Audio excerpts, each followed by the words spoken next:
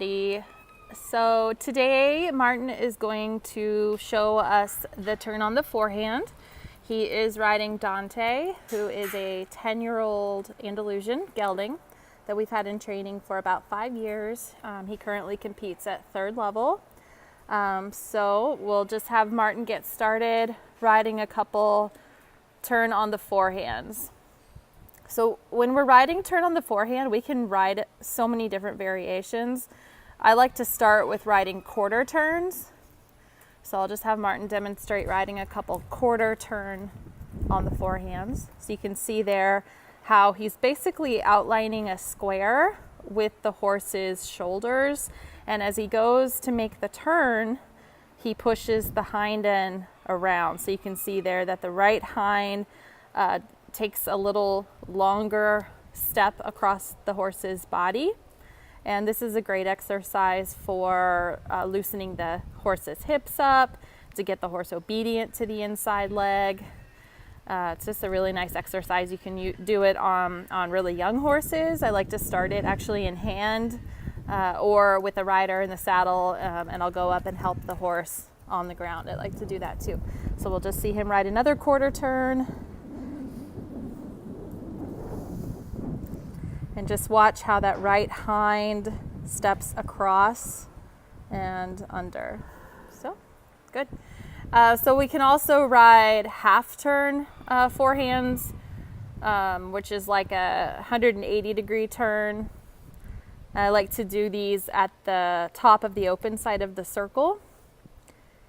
And if your horse is really feeling sticky against your inner leg, this can be a really nice way to get the horse just a little bit more obedient off of that leg. All right, so we'll have Martin ride another half turn to the left, and then we'll get into some common problems. So this is a half turn, and we can actually ride a full turn as well. So Martin, you just want to turn that into a full turn. So you can just see how he steps across with that left hind, forward and across, forward and across.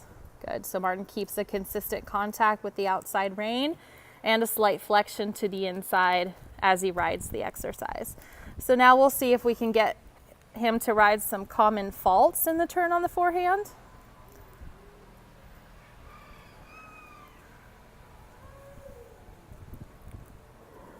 So here he's over bending the horse's neck, and so you can see the horse he falls out with that outside shoulder. He doesn't maintain correct rhythm. It just kind of becomes a big mess. So that's where the connection to the outside rein becomes so important.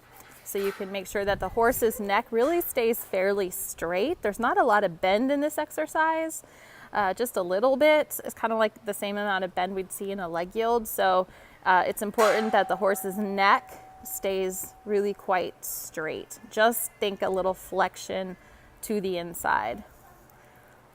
So maybe do one Martin where he gets a little bit more stuck and kind of pivots.